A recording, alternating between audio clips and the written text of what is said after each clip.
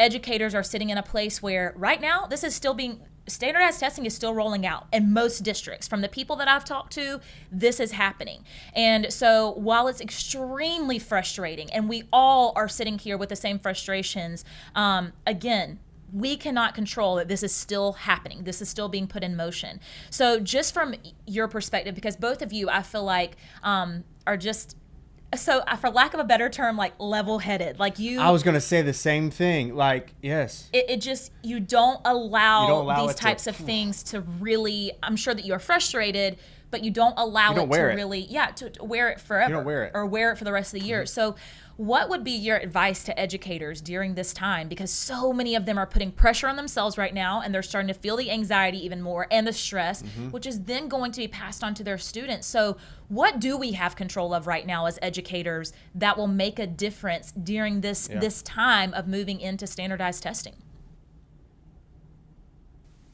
Interesting to say, I think a normal every time, my theory with standardized testing is always, we have to do test prep. Obviously, it's something that anyone ever wants to do, but we know it's part of our job. And it's always that whole test prep, but we can make it fun, we can make it engaging. So this year in the same situation, it's not going to go away. I know it's not going to go away. I know my students in a couple months are going to have to take a test where they have to write a multi-paragraph essay. So I better have them prepared to write that multi-paragraph essay.